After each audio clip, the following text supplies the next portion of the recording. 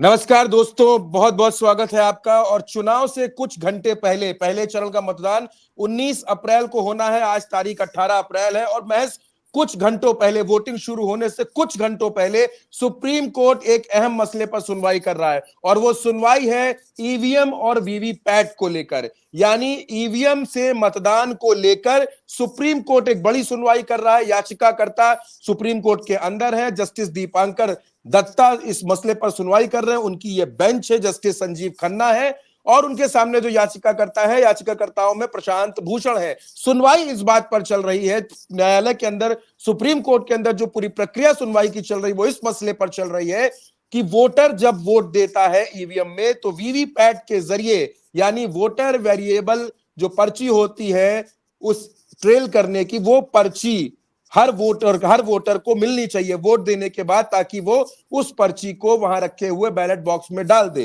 ये दोस्तों क्या पूरी प्रक्रिया है, किस तरीके की सुनवाई चल रही है, सुप्रीम कोर्ट ने क्या कुछ कहा है, और अंदर की पूरी लाइव सुनवाई जो है, एक एक पॉइंट बताने के लिए हमारे साथ वरिष्ठ पत्रकार भरत यादव जी मौजूद हैं। वो आपको इस पूरे मसले की एक एक बारीकी बताएंगे कि अंदर क्या चल रहा है और क्या कुछ हुआ है जब ये पूरी प्रोसेस हुई है, किस तरीके से बीजेपी को ईवीएम से ज्यादा वोट मिलते दिखाई दिए और सुप्रीम कोर्ट ने क्या कुछ कहा। हम सीधे आपको भरत यादव जी से जोड़ रहे हैं, वो आपको सीधे बताएंगे कि क्या कुछ सुप्रीम कोर्ट में चल रहा है।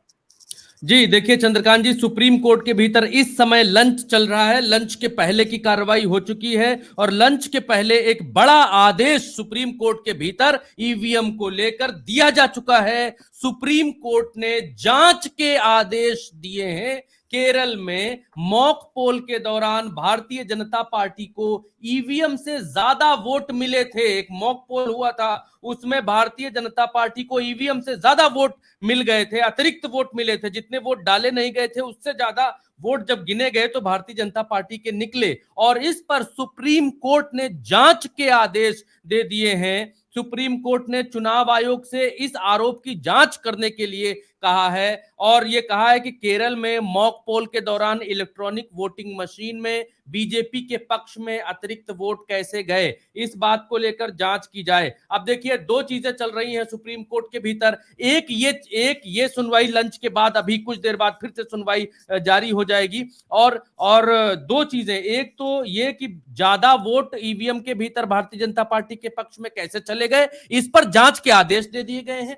दूसरा ये कि वीवीपैट से, वोटिंग मशीन के वोट और वीवीपैट के द्वारा निकली हुई पर्चियों को बैलेट बॉक्स में रखकर उनके वोट आपस में मिलाए जाएं अगर कहीं पर संशय हो। और इसलिए जितनी ईवीएम देश में उतारी जाए चुनाव कराने के लिए, उतने ही मशीनों में वीवीपैट लगाया जाए, इस पर सुनवाई चल रही है। तो जिस पर जांच का आदेश आ गया है, ये बहुत, चंद्रकांत जी मैं आपको बताऊं कि भारत देश के राजनीतिक इतिहास का और भारत देश के न्यायिक इतिहास का सबसे बड़ा फैसला होगा अगर सुप्रीम कोर्ट यह निर्णय दे देता है कि सभी ईवीएम के साथ वीवीपैट मशीनें जोड़ी जाएं। और जो सरकार कह रही है कि वीवीपैट की पर्चियों का की गिनती करने में बहुत ज्यादा समय लगेगा, तो उस समय का जो हवाला दिया जा रहा है, उस समय के हवाले को अगर सुप्रीम कोर्ट नहीं मानता है और जो भी जज, जो भी कोर्ट इस मामले में फैसला देगा, मुझे लगता है कि उसका नाम इतिहास में दर्ज हो जाएगा। ये इतिहास का सबसे बड़ा फैसला होगा। कैसे होगा वो भी हम आपको बताते हैं। केरल वाली बात हम बताते हैं कि संजीव खन्ना और जस्टिस दीपांकर दत्ता, जिनकी बात अभी आप कर रहे थे, उन्होंने ये निर्देश, ये ईवीएम वाले मामले में जिसमें भारतीय जनता पार्टी को ज्यादा वोट मिल गए हैं, उसमें जांच करने के निर्देश दिए हैं। और तब दिए हैं जब ये कहा गया है कि एसोसिएशन फॉर डेमोक्रेटिक रिफॉर्म, जिसको एडीआर कहते हैं, एडीआर उनकी तरफ से, जी। हाँ, उनकी तरफ से जो पेश हुए वकील, उनका नाम प्रशांत भूषण है, उन्होंने कहा कि केरल के कासरगोड एक निर्वाचन क्षेत्र है, वहां पर ईवीएम का जो है वो मॉक पोल किए गए। जैसे मॉक ड्रिल होती है, वैसे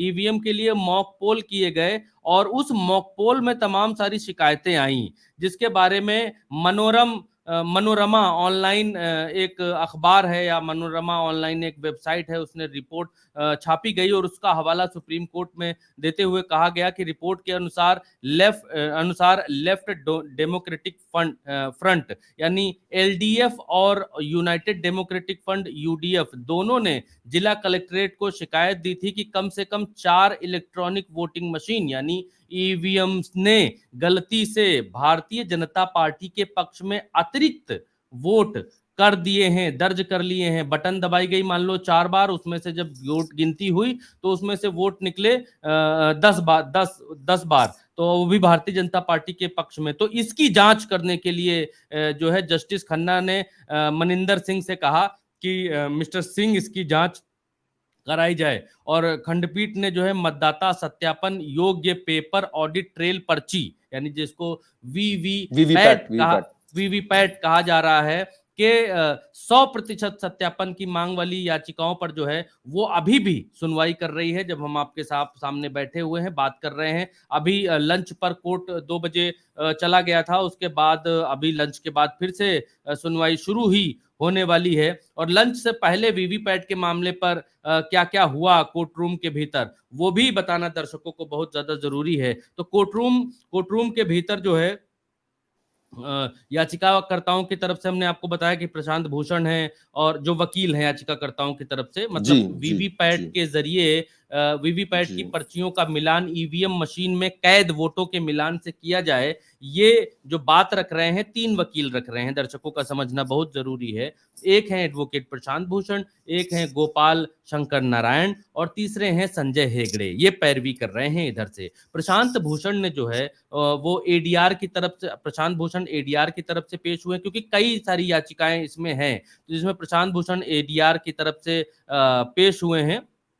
एडीआर की तरफ से जो है वो पैरवी कर रहे हैं। चुनाव आयोग की ओर से एडवोकेट मनिंदर सिंह है, जो अभी मनिंदर सिंह को जो आदेश दिया है सुप्रीम कोर्ट ने कि केरल वाले मामले की जांच करिए कि कैसे ज्यादा वोट चले गए हैं भारतीय जनता पार्टी को। तो चुनाव आयोग की तरफ से वकील मनिंदर सिंह हैं और एडीआर की तरफ से जो वकील हैं वो प्रशांत भूषण हैं। याचिकाकर्ताओं ने, यानी कि जिन्होंने कहा है कि मालिक गड़बड़ हो रहा है, ये ईवीएम से सब समझ में नहीं आ रहा किधर कहाँ वोट जा रहा है, आदमी तो ईवीएम को दे आता है, ईवीएम किसको देता है समझ में नहीं आता है। तो याचिकाकर्ताओं की ओर से ये कहा गया है कि वोटर को वीवीपैट की स्लिप दी जानी चाहिए और इसे बैलेट बॉक्स में डाला जाना चाहिए। एक बैलेट बॉक्स होना चाहिए, वीवीपैट की तरफ से मिलने वाली जो स्लिप है वो उसमें डाल देना चाहिए, क्योंकि वीवीपैट जिन लोगों को और आसान करके बता देते हैं, वीवीपैट वो मशीन होती है कि जब आप बटन दबाते हैं, बटन दबाने के बाद बगल में कहीं कहीं पर वो मशीनें रखी जाती हैं, 5% जगहों पर मशीनें रखी जाती हैं, ये उसमें पर्ची निकलती दिखाई देती है, लाइट जलती है, जिसमें आप ये देख लेते हैं कि हमने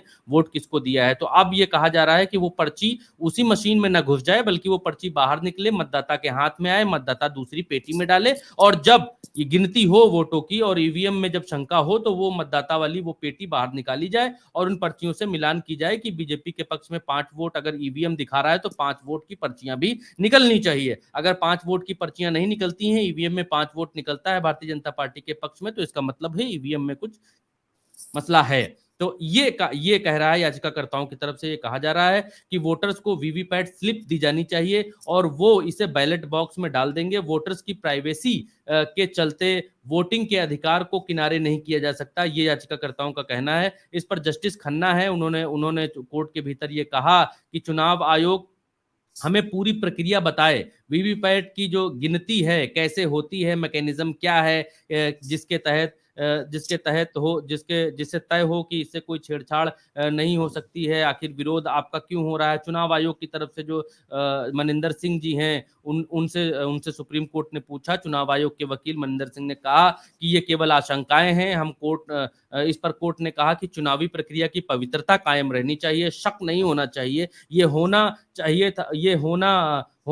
चाहिए था और नहीं हुआ, मतलब शक नहीं होना चाहिए था, पवित्रता होनी चाहिए थी लेकिन पवित्रता बरकरार नहीं रही, और शक लोगों के मन में नहीं होना चाहिए था लेकिन लोगों के मन में शक शुभाएं शंकाएं हैं, ये नहीं होना चाहिए था जो हो रहा है। और जस्टिस खन्ना ने कहा कि इस चुनाव की बात नहीं कर रहा हूं, क्या भविष्य में ये संभव है। अच्छा, इस पर कहा गया कि इस पर जो है चुनाव आयोग की तरफ से कहा गया, चुनाव कोर्ट की तरफ से ये कहा गया कि क्या बार कोड से काउंटिंग नहीं हो सकती है? चुनाव आयोग ने जवाब दिया कि पर्चियां छोटी और चिपचिपी होती हैं, इस इलेक्शन में बार कोड से गिनती नहीं की जा सकती है। जस्टिस खन्ना ने कहा कि चुनाव की बात नहीं कर रहा हूं, क्या भविष्य में ऐसा संभव है? यानी इस चुनाव में हथियार डालता हुआ चुनाव आयोग कोर्ट के भीतर दिख रहा था। अच्छा, अब से, क्योंकि हम अभी आपके सामने बैठे हैं, इससे 20 मिनट पहले, क्योंकि उसके बाद कोर्ट जो है वो लंच पर चला गया है, और लंच पर अभी लंच के बाद सुनवाई क्या करता है वो हम आपको बताएंगे। लेकिन लंच पर जाने से पहले कोर्ट के भीतर क्या क्या हुआ चंद्रकांत जी,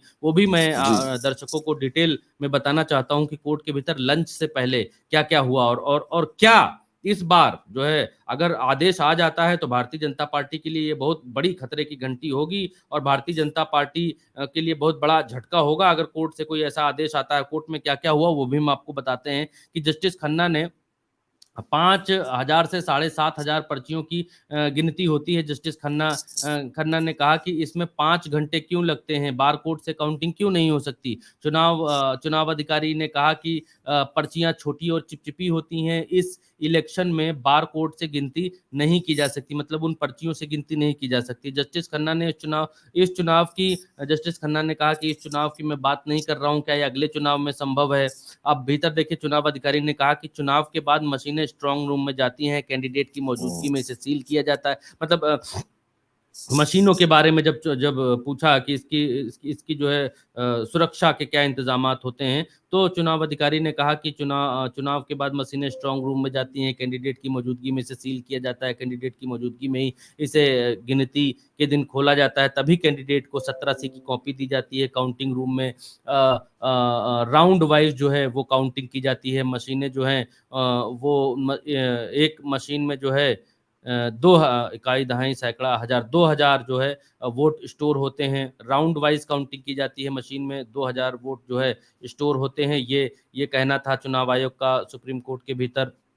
जस्टिस खन्ना ने कहा कि आपका प्रिंटर तो सिर्फ 1500 प्रिंट ले सकता है, क्या यह संभव है कि एक आदमी को 2 वोट मिल जाए? चुनाव अधिकारी ने कहा कि यह संभव नहीं है। जस्टिस खन्ना ने कहा कि गलतियां तो संभव हो सकती हैं। फिर इसके बाद जस्टिस खन्ना ने कहा कि आम आदमी कैसे पता करेगा कि वोट डाला जा चुका है?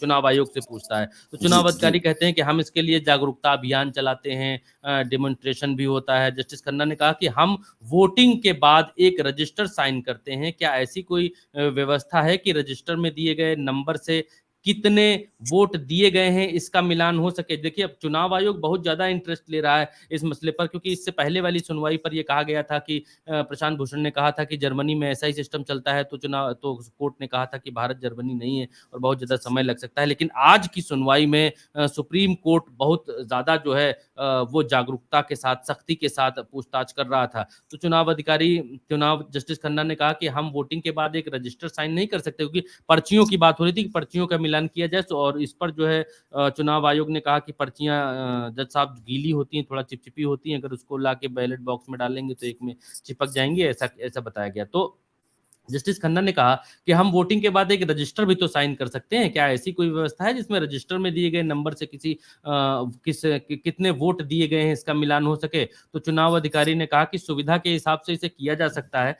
चुनाव अधिकारी टोटल का बटन दबा सकता है, चुनाव अधिकारी टोटल का बटन जो है वो दबा सकता है, ये ऐसा चुनाव अधिकारी ने कहा। टोटल का बटन कौन सा होता है ये हमें अभी टेक्निकली समझ में नहीं आया। जस्टिस खन्ना ने कहा कि मान लीजिए कि 17A और 17C में कोई गड़बड़ी हो, तो ऐसा कितनी बार होता है, मतलब मशीन में? तो चुनाव अधिकारी ने कहा कि इनबिल्ट कनेक्शन होता है इसका, तो वो बताया नहीं जा सकता कि कितनी बार होता है, लेकिन इनबिल्ट इसका कनेक्शन रहता है, गड़बड़ी ऐसी ज्यादा होती नहीं है।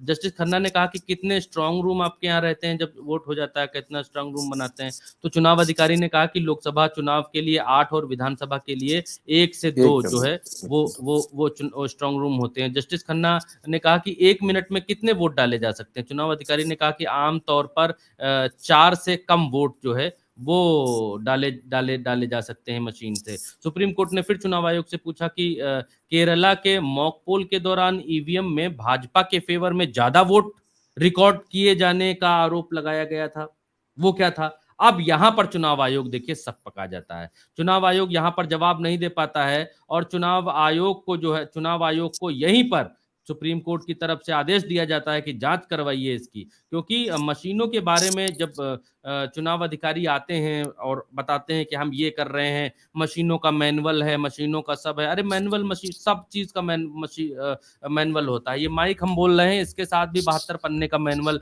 आता है, लेकिन जब इस माइक की विश्वसनीयता पर शक होने लगता है, जब ये माइक आवाज जो है कटकटाने लगता है, नहीं आवाज देता है, तब फिर लोगों का शक तो होता है कि भैया ये कैसा माइक है, घटिया बेकार सा माइक है जिसमें भरत यादव बोल रहे हैं, तो इसका मैनुअल भरत यादव खाएंगे तो नहीं कि अचार में डाल के खा लेंगे। इतनी मोटी किताब मिली थी इस माइक के साथ में, इतनी मोटी किताब। अब वो इतनी मोटी किताब भरत यादव पढ़े तो पढ़कर भी क्या इस माइक को सुधार लेंगे? नहीं सुधार पाएंगे ना। जाएगा तो ये कंपनी है वापस बनने के लिए, इसको कंपनी बुलाएंगे, बोलेंगे। तो अब सुप्रीम कोर्ट भीतर देखिए, सुप्रीम कोर्ट ने कहा कि जो वहां हुआ था केरल में, उसमें जो भाजपा के ज्यादा वोट निकले थे उसमें क्या था, तो अब इसमें चुनाव आयोग की तरफ से जो वकील हैं उनके हक्के बक्के उड़ जाते हैं, जवाब नहीं दे पाते हैं। हर बात में ये कहते हैं कि हमारे पास मशीनें हैं, मैनुअल है, हम लोगों को जानकारी देते हैं, हम ये करते हैं वो करते हैं, लेकिन मशीन तो मशीन है गुरु। मशीन, अब जब मशीन पे सवाल जवाब होने लगते हैं और ठीक आदमी मशीन पर सवाल जवाब करने लग जाए तो फिर बोलती बंद हो जाती है चुनाव आयोग के अधिकारियों की भी। ऐसा नहीं। अब आगे देखिए क्या क्या होता है, मजा आएगा। आप सुनिए कि कोर्ट के भीतर आज सुप्रीम कोर्ट ने किस तरीके से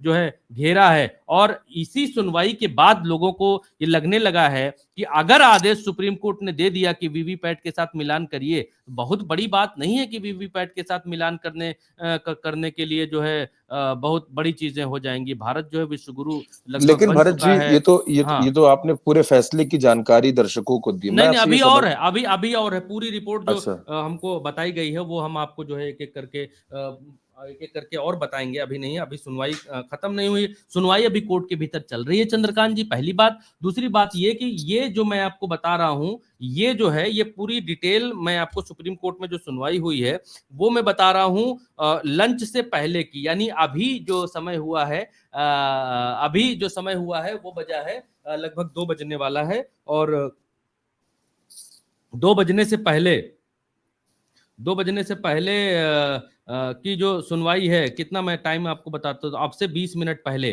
तक की जो जो सुनवाई है उसके बारे में मैं एलोबरेट कर रहा हूँ, उसके बारे में मैं आपको बता रहा हूँ। तो हाँ, तो चलिए शुरू करते हैं, वरना कोर्ट के भीतर क्या हुआ वो मैं आपको बता रहा हूँ। हाँ, तो कोर्ट रूम में फिर जस्टिस खन्ना ने, क्योंकि बीच में दूसरी बातें आ जाती हैं तो माफ करिएगा, थोड़े इधर उधर हो जाता है। कोर्ट रूम ही बताएंगे पूरा। जस्टिस खन्ना ने फिर आगे कहा कि आपके पास कितनी वीवीपैट मशीनें हैं। देखिए, जस्टिस खन्ना यहाँ पर पूछ रहे हैं चुनाव आयोग से, आपके पास कितनी वीवीपैट मशीनें हैं? अभी कुछ देर पहले पूछा, आपके पास कितनी वीवीपैट मशीनें हैं? करीब 2 करोड़। ये ईवीएम के बराबर नहीं है। आप प्रोग्राम मेमोरी को दोबारा नहीं बना सकते क्या? ये सुप्रीम कोर्ट ने कहा कि आपके पास वीवीपैट मशीनें करीब 2 करोड़ हैं जो ईवीएम के बराबर नहीं है, आप प्रोग्राम मेमोरी को दोबारा नहीं बना सकते। चुनाव अधिकारी ने कहा नहीं, ये चिप में जाती है जिसे बदला नहीं जा सकता है। अच्छा, आप प्रोग्राम मेमोरी दोबारा नहीं बना सकते का मतलब ये बोला है कि आप जो ईवीएम मशीन के भीतर जो मेमोरी लगती है उसको, प्रोग्राम मेमोरी को आप दोबारा नहीं बना सकते, मतलब दोबारा उसमें आप बना दीजिए। तो चुनाव अधिकारी ने कहा नहीं, ये चिप में जाती है, जिसे बदला नहीं जा सकता। जस्टिस खन्ना ने कहा कि अगर कैंडिडेट सॉफ्टवेयर मैन्युफैक्चरिंग पर सवाल उठाता है तो, मतलब जस्टिस खन्ना ने कहा कि जहां पर ये ईवीएम बनती हैं, ये सॉफ्टवेयर बनता है, वो भारत सरकार की कंपनियां हैं। 3 या 4 कंपनियां हैं इस देश में, हैदराबाद में और साउथ में ये कंपनियां हैं जहां पर ये ईवीएम का सॉफ्टवेयर बनता है, और वो कंपनियां चुनाव आयोग के अंडर नहीं आती हैं, वो कंपनियां भारत सरकार के अंडर आती हैं। उन कंपनियों के जो इंजीनियर हैं वो भी भारत सरकार के कर्मचारी होते हैं, और उन कंपनियों के जो इंजीनियर हैं उनके पास ईवीएम मशीन्स की जानकारी होती है और उसकी चिप की जानकारी होती है, और उसके उसके साथ क्या नहीं किया जा सकता है। बनाने वाले को तो सब कुछ मालूम है कि मशीन को कैसे बिगाड़ा जा सकता है, बनाया जा सकता है, छेड़ा जा सकता है। तो इस पर जस्टिस खन्ना ने कहा कि अगर कैंडिडेट सॉफ्टवेयर मैन्युफैक्चरिंग पर सवाल उठाता है तो चुनाव अधिकारी ने कहा कि इसे पब्लिकली नहीं दिखाया जा सकता। जो जो सॉफ्टवेयर की बात आप कर रहे हैं कि ये सवाल इस पर उठते हैं, तो पब्लिकली इसके बारे में बताया दिखाया नहीं जा सकता है।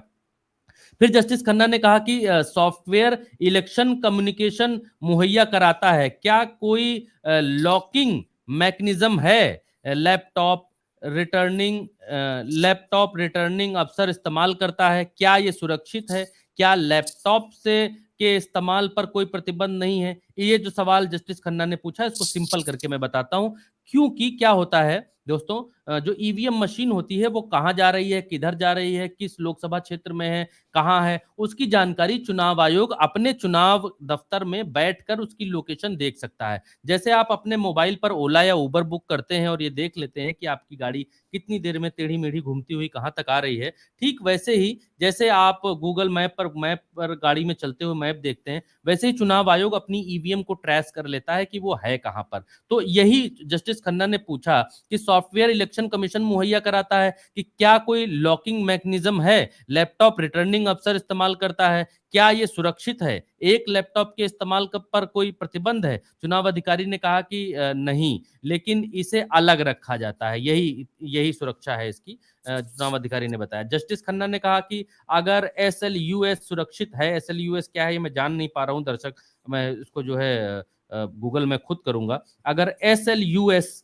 सुरक्षित है तो हम जानते हैं कि कोई भी बदलाव नहीं किया जा सकता, फ्लैश मेमोरी फीड करने के बाद कोई दस्तखत नहीं लिए जाते हैं, ये जस्टिस खन्ना ने कहा। चुनाव अधिकारी ने कहा कि हाँ, लोडिंग के बाद वीवीपैट प्रिंट की कमांड देता है, हम ये निश्चित करते हैं कि सही निशान लोड किए गए हैं, रिटर्निंग अफसर और कैंडिडेट दस्तखत करते हैं। अच्छा, वोटिंग हो जाने के बाद की बात करते हैं कि उसके बाद दस्तखत करते हैं, फिर ले जाई कैसे जाती है जब लोड हो जाती है वीवीपैट मशीन। इसके बाद जस्टिस खन्ना ने कहा कि अच्छा, तो चुनाव से 7 दिन पहले आप कैंडिडेट्स की मौजूदगी में इमेज वीवीपैट की फ्लैश मेमोरी में अपलोड करते हैं। इमेज मतलब जस्टिस खन्ना यहाँ पूछ रहे हैं कि 7 दिन पहले आप कैंडिडेट्स की मौजूदगी में जो बगल में बन के आता है फूल या साइकिल या ये पंजा ये सब, तो पूछते हैं कि क्या आप ये ईवीएम की मेमोरी में ये इमेजेस जो हैं वो आप कैंडिडेट्स की मौजूदगी में अपलोड करते हैं?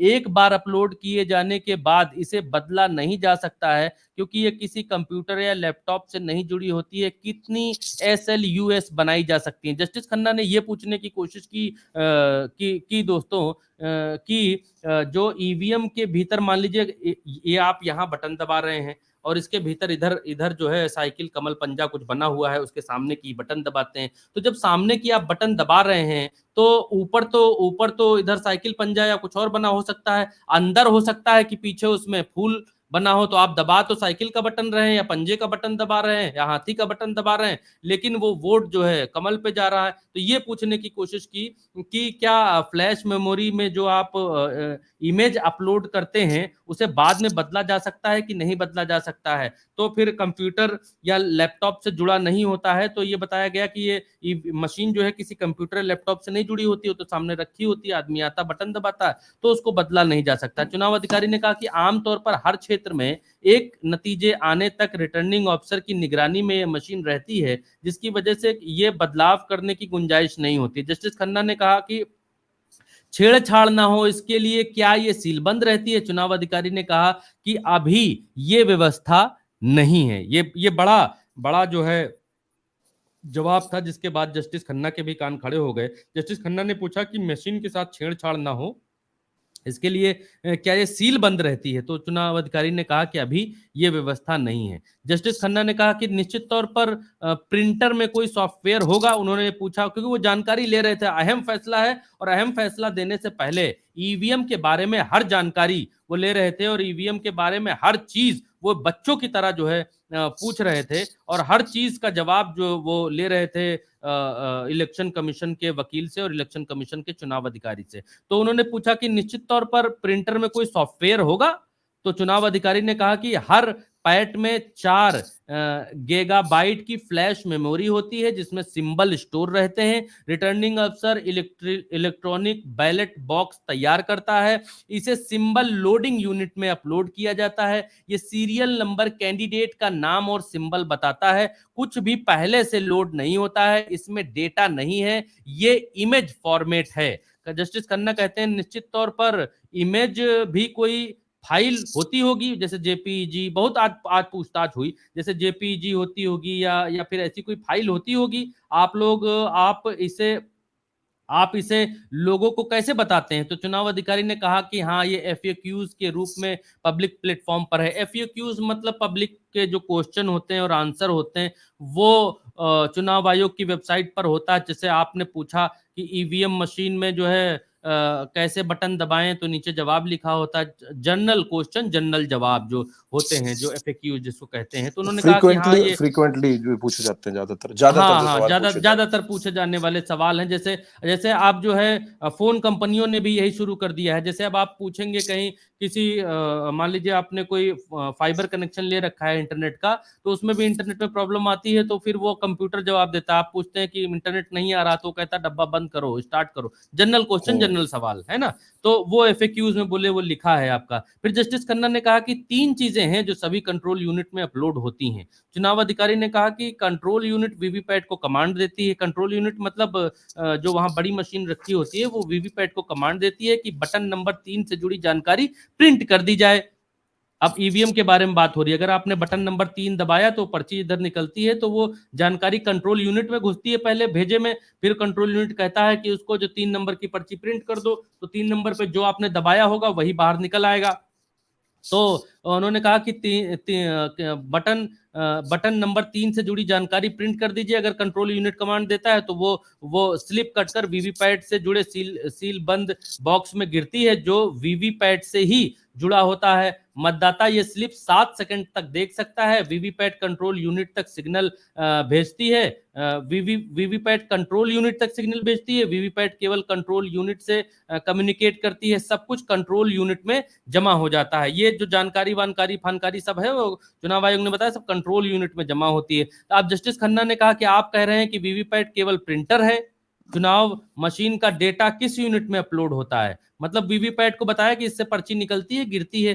तो जस्टिस खन्ना ने कहा कि अच्छा, तो ये एक प्रिंटर है केवल आपका जो है, तो फिर डेटा कहाँ अपलोड होता है? मेमोरी में कहाँ मेन डेटा किधर जाता है जितनी बार बटन दबाएगी? चुनाव अधिकारी ने कहा कि मैं इलेक्शन की प्लानिंग देखता हूं, यहाँ जो भी कह रहा हूं वो बिना अथॉरिटी के कह रहा हूं। अच्छा, यहाँ पर देखिए चुनाव आयोग का अधिकारी जो है यहाँ पर कुछ खेलने की कोशिश भी करता है। कहता है यहाँ पर जो मैं कह रहा हूं वो बिना अथॉरिटी के कह रहा हूं। बैलेट यूनिट केवल ये बताती है कि बटन नंबर 3 दबाया गया है। बैलेट यूनिट को कैंडिडेट का पता नहीं है। कुछ भी कंट्रोल यूनिट में लोड नहीं होता। ये चुनाव अधिकारी का कहना है। इस पर जो है मनिंदर सिंह जो वकील हैं चुनाव आयोग की तरफ से, उन्होंने कहा कि केवल आशंकाएं हैं ये सब कि इससे गड़बड़ी होती है, होता है, ऐसा कुछ है नहीं। जस्टिस दत्ता ने कहा कि ये चुनावी प्रक्रिया है।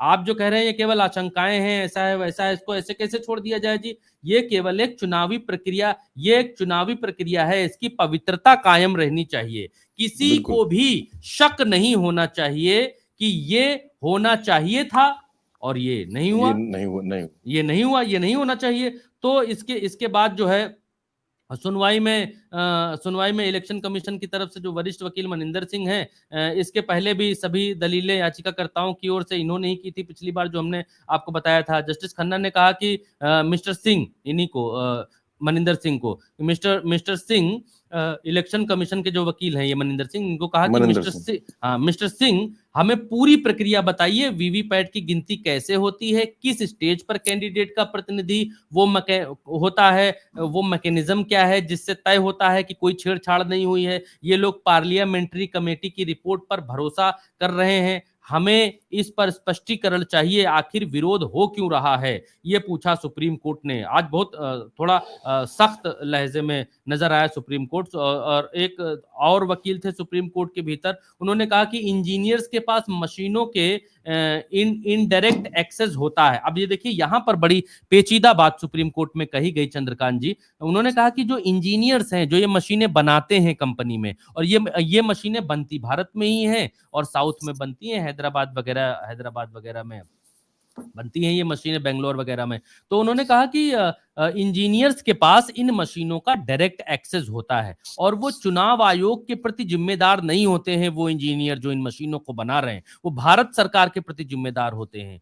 तो जो भी इस प्रक्रिया में शामिल हो उसकी इलेक्शन कमीशन के प्रति जवाबदेही होनी चाहिए। चंद्रकांत जी, यहाँ पर यह कहने की कोशिश की गई कि जो चुनाव आयोग मशीनें बनवा रहा है वो अपने अंडर रखकर बनवाए। वो भारत सरकार, भारतीय जनता पार्टी की सरकार के अंडर रहने वाली कंपनियों के से ना बनवाए। तो इस पर जस्टिस खन्ना ने कहा कि इलेक्शन कमीशन जिम्मेदारियों से मुंह नहीं छिपा रहा है। अगर कुछ गलत होता है तो इलेक्शन कमीशन जिम्मेदार है, अगर ये अपग्रेड करना है तो वो करेंगे। ये बात भी जस्टिस खन्ना ने कही कोर्ट रूम के भीतर। अब जी देखिए एडवोकेट हेगड़े जो हैं वो कहते थोड़ा लंबा हो रहा है चंद्रकांत जी, लेकिन अंदर की जो बात है वो बतानी आवश्यक है दर्शकों को, और जी जी दर्शकों जी को ये मालूम रहना चाहिए कि वीवीपैट के मसले पर भीतर क्या हुआ कोर्ट के भीतर, और अभी कुछ देर में आदेश भी आ सकता है। तो आदेश के लिए भी दर्शक जुड़े रहें, और अंदर क्या क्या हो रहा है वो मैं आपको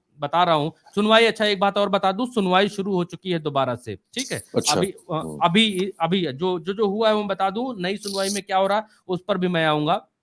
एडवोकेट हेगड़े ने कहा कि 14 से 18 राउंड के बीच सभी वोट इलेक्ट्रॉनिकली गिने जाते हैं। ये 14 से 18 राउंड होते हैं एक मशीन में, वो तो सबको मालूम है, दर्शकों को भी मालूम है कि कितने राउंड की गिनती होती है।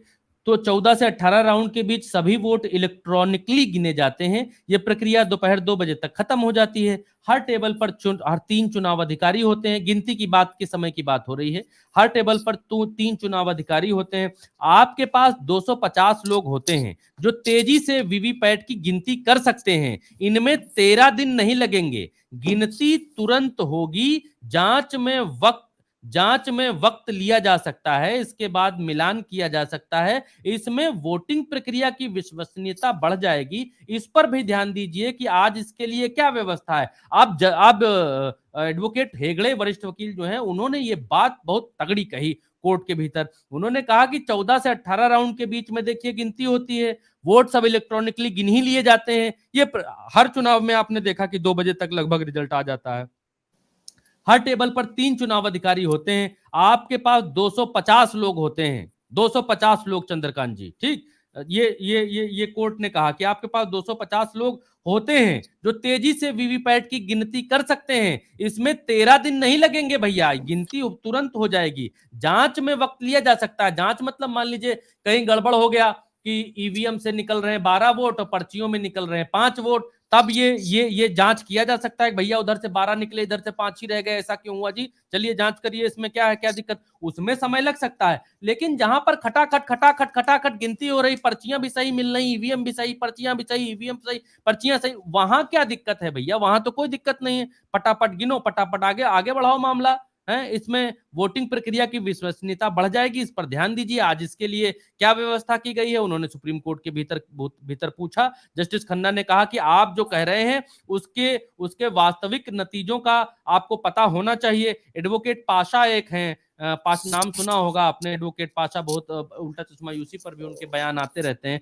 उन्होंने कहा कि वोटर्स को वीवीपैट की स्लिप दी जानी चाहिए और वो इसे बैलेट बॉक्स में डाल देंगे। जस्टिस खन्ना ने कहा कि इससे वोटर्स की निजता प्रभावित नहीं होगी। ये पूछा सवाल कि क्या अगर मान लो कि भरत यादव ने एक वोट डाला और वो वोट जो है एम या एक्स पार्टी को डाला, फिर उसकी पर्ची निकली, पर्ची निकाल के भरत यादव ने उसकी बत्ती बनाई, मतलब ऐसे गुल्ली बनाई और जाकर ईवीएम मशीन में उसमें डाल दी, बैलेट बॉक्स में। तो सुप्रीम कोर्ट ने पूछा कि क्या इससे, भाई साहब ये बताइएगा कि क्या इससे वोटर्स की निजता तो प्रभावित नहीं होगी कि जब वो पर्ची निकालेगा अंदर से तो कोई बगल में खड़ा हुआ आदमी देखे, कहे कि देखो भरत यादव ने फलाने को वोट दिया, ढिमकाने को दिया ही नहीं, कहते तो थे ढिमकाने देंगे लेकिन डालिया है फलाने में, तो ऐसा तो नहीं होगा। तो इसके बाद एडवोकेट पाशा हैं, उन्होंने कहा कि यहाँ वोटर्स की प्राइवेसी के चलते वोटिंग के अधिकार को किनारे नहीं किया जा सकता। उसके लिए आप इंतजाम चुनाव आयोग कर सकता है कि वहां पर खड़ा हुआ आदमी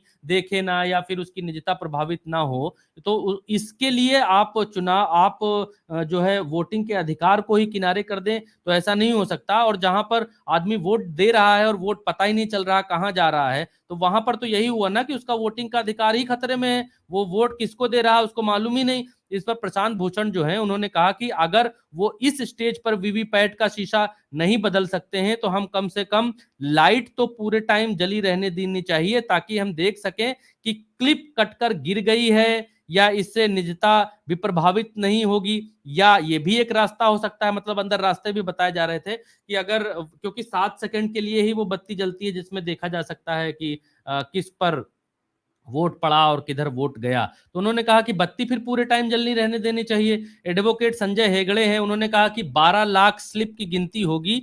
आज आज भी देखा जाए तो ये गिनती कैसे होगी, ये काम हर लोकसभा क्षेत्र में साथ साथ किया जाएगा और इसमें कोई बहुत बड़ी बात नहीं है। जैसे पहले होता था वैसे अब भी हो जाएगा। ईवीएम मशीन तो है ही है वोटों की गिनती के लिए। हम तो उस स्थिति के लिए कह रहे हैं जब ईवीएम और पर्चियों के मिलान में अंतर होगा। तो प्रशांत भूषण ने कहा कि वीवीपैट की स्लिप को भी काउंट किया जाना चाहिए। वोटर के हाथ में स्लिप दीजिए और इसे बैलेट बॉक्स में डाला जाना चाहिए। जर्मनी में ऐसा ही होता है। पहले की बात जो है वो मैं आपको बता रहा हूँ। तब जस्टिस दीपांकर ने कहा था कि जर्मनी की जनसंख्या कितनी है, प्रशांत भूषण ने कहा था इतनी इतनी है। तो उन्होंने कहा कि ऐसा कर पाना संभव है कि नहीं। पिछली बार कोर्ट थोड़ा सख्त नजर आया था, लेकिन इस बार सुप्रीम कोर्ट ने चुनाव आयोग से ऐसे ऐसे सवाल पूछे हैं कि चुनाव आयोग को भी ये जवाब देने में कहना पड़ गया। चुनाव आयोग का जो जो अधिकारी महोदय आए थे उनको ये बात चंद्रकांत जी कहनी पड़ गई कि ये जवाब देने के लिए मैं ऑथेंटिक आदमी नहीं हूं। तो जो तो ऑथेंटिक आदमी आप है नहीं तो यहाँ क्या क्या करने आए थे। अब देखिए सुनवाई शुरू हो चुकी है। सुनवाई शुरू हो चुकी है और 9 मिनट पहले जब मैंने आपको बताया था कि सुनवाई शुरू हो चुकी है तो सुनवाई में क्या क्या हुआ है अभी तुरंत तत्काल वो भी अपडेट आ चुकी हैं, वो भी मैं आपको बता देता हूं। चंद्रकांत जी, चंद्रकांत जी आवाज आ रही क्या? बिल्कुल आपकी आवाज आ रही भरत जी। मैं आप जो पूरी प्रोसेस कोर्ट का बता रहे हैं इसमें मैं आप आगे का भी प्रोसेस बताएंगे। मेरा इसमें एक सवाल छोटा सा ये था जी कि जिस तरीके से वीवीपैट और ईवीएम को लेकर सुनवाई चल रही थी कि दिन बेहद अहम है।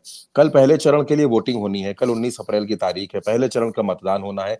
तो अगर कोई फैसला, जिस फैसले की ओर सुप्रीम कोर्ट की तरफ से लगातार इंडिकेशंस मिल रहे हैं, अगर कोई फैसला, अभी तक आपने इस फैसले के तमाम कानूनी पहलुओं को और ईवीएम और वीवीपैट के तमाम पहलुओं को दर्शकों को समझाया, लेकिन एक दर्शक ये समझना चाहता है कि अगर ईवीएम और वीवीपैट का जिस कनेक्शन की बात की जा रही है, अगर वीवीपैट का ये फैसला सुप्रीम कोर्ट दे देता है तो चुनाव पर क्या असर आप देखते हैं? क्या चुनाव में कोई प्रभावित होगा या फिर इसका कितना राजनीतिक असर देखने को मिलेगा मिलेगा भरत जी?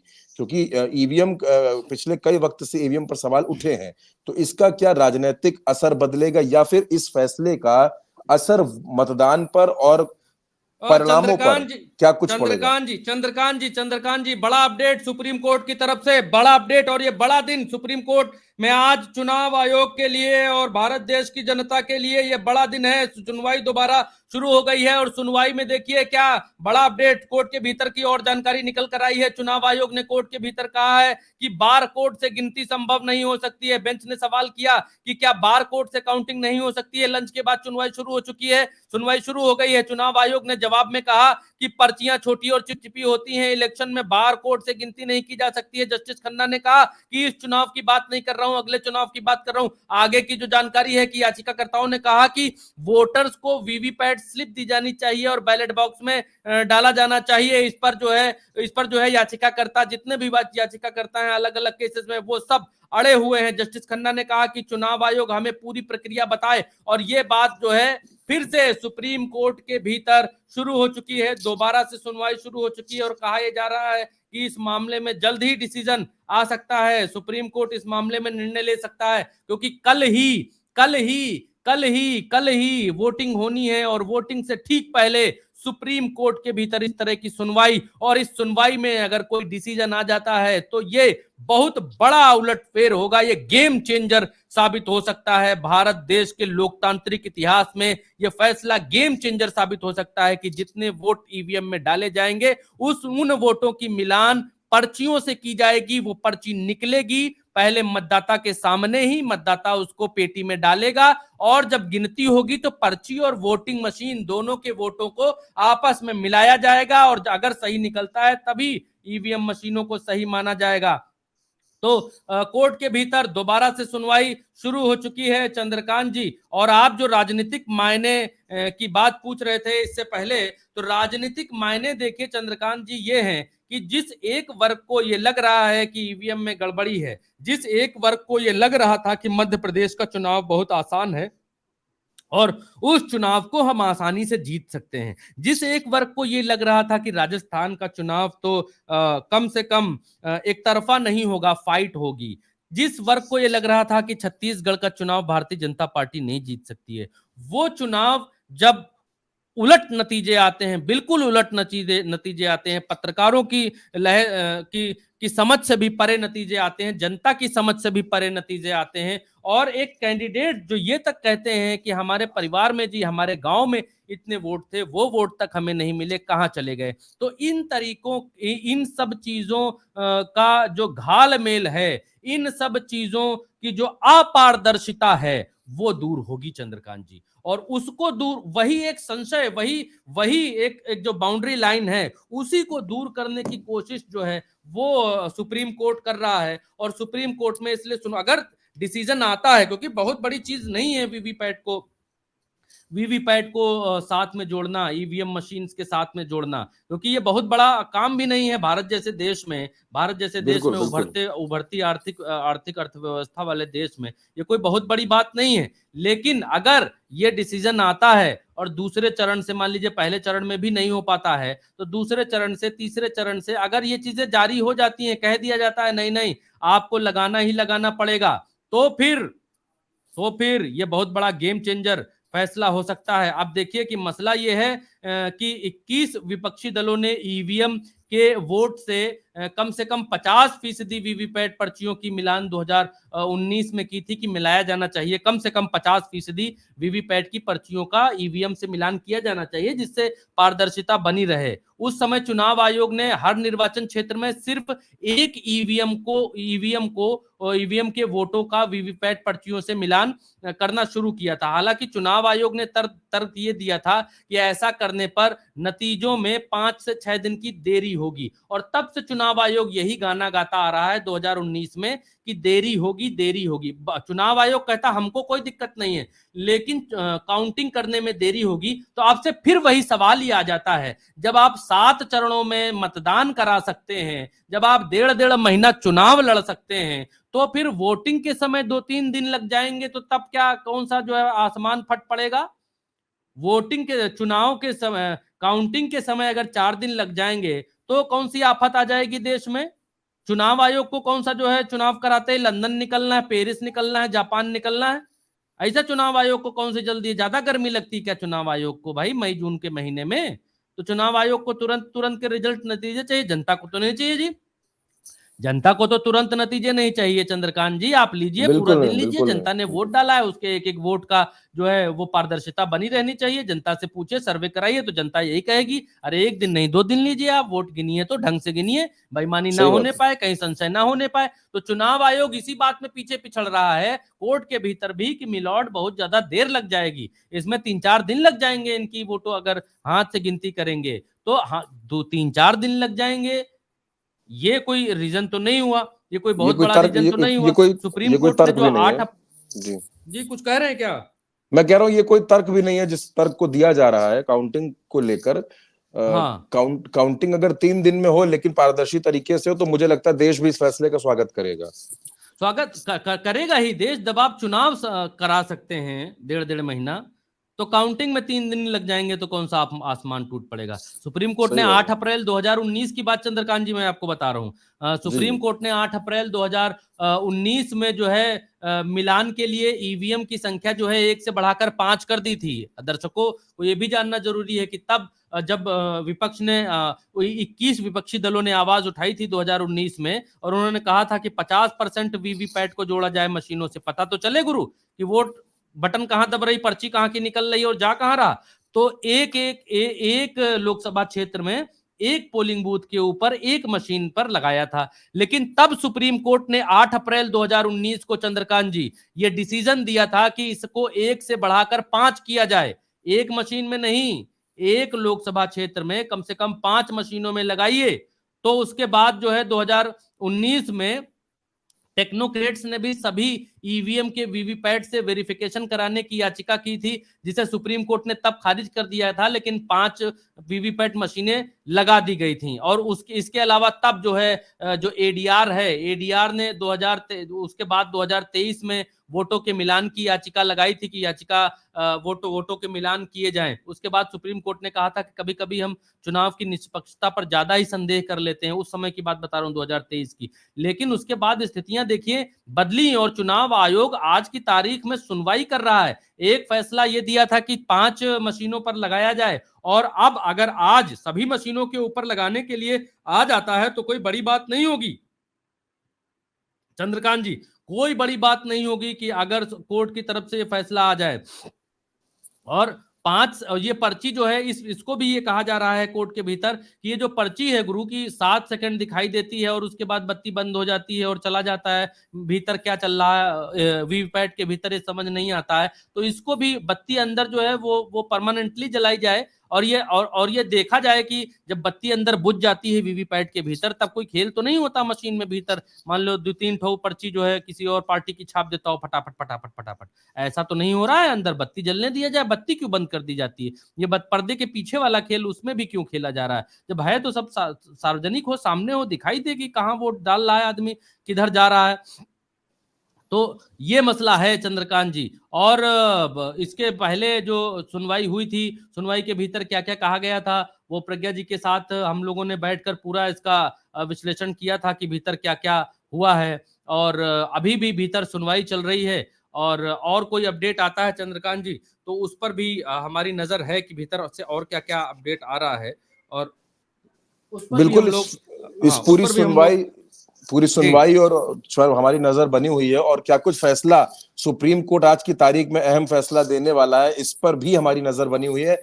हम दर्शकों को बता दें कि सुप्रीम कोर्ट में भी हमारे रिपोर्टर मौजूद हैं जो पल पल की अपडेट, पल पल की जानकारी हम तक पहुंचा रहे हैं कि सुप्रीम कोर्ट के अंदर क्या हो रहा है, वकील क्या तर्क रख रहे हैं और बेंच की तरफ से क्या कुछ कहा जा रहा है। फिलहाल मुझे लगता है कि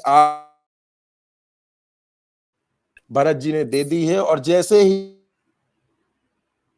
कुछ भी बड़ा होगा, कोई भी फैसला होगा, हम फौरन आपके लिए फैसले की एक एक पॉइंट दर पॉइंट, एक एक परत दर परत बताने के लिए हाजिर होंगे। भरत जी बहुत बहुत शुक्रिया आपका हमारे दर्शकों को ईवीएम और वीवीपैट के बीच का जो पूरा प्रोसेस है ये समझाने के लिए। और हम अपने उल्टा चश्मा यूसी के सभी दर्शकों से कहेंगे कि वो हमारे साथ बने रहे लगातार, जैसे ही कुछ होगा हम फौरन हाजिर होंगे। फिलहाल मुझे और भरत जी को दीजिए इजाजत, नमस्कार। नहीं चंद्रकांत जी, मुझे लगता है कि अगर कोई और अपडेट आई हो तो पीसीआर के पास जो यहाँ नहीं पहुंच पा रही हो, मयंक जी कुछ और अपडेट है क्या सुप्रीम कोर्ट से? मयंक जी तक आवाज पहुंच पा रही है पीसीआर में क्या? हाँ मयंक जी कुछ और अपडेट है क्या सुप्रीम कोर्ट से? अच्छा अच्छा, एक अपडेट और आई है चंद्रकांत जी। एक एक एक अपडेट और आई है। चुनाव अधिकारी ने 2019 में एल्गोरिथम में गलतियां थी, अब हमने इस पर अपडेट कर लिया है और ये सही ढंग से काम कर रहा है। ये बड़ा अपडेट देखिए, दोबारा सुनवाई शुरू हुई चंद्रकांत जी, जी दोबारा से सुनवाई शुरू हुई और दोबारा से सुनवाई के बाद अपडेट ये बड़ा आया है कि चुनाव अधिकारी ने सुप्रीम कोर्ट के भीतर ये कहा है, जब जज साहब ने पूछा कि इसमें कोई गलतियां तो नहीं हो सकती हैं, एकदम भगवान टाइप की मशीन है तो कोई गलतियां तो नहीं हो सकती हैं, तो इसमें चुनाव अधिकारी ने कहा कि 2019 में एल्गोरिदम में गलतियां थीं, अब हमने इसे अपडेट कर लिया है और ये सही ढंग से काम कर रहा है। आप ये देखिए 2019 में एल्गोरिदम में गलतियां थी तो किसके पक्ष में गया जी एल्गोरिदम? ये जब चुनाव अधिकारी ने सुप्रीम कोर्ट के भीतर चंद्रकांत जी ये बात मानी है कि 2019 में एल्गोरिदम में गलतियां थी, अब हमने इसे अपडेट कर लिया है। क्या गलतियां थी जी एल्गोरिदम में?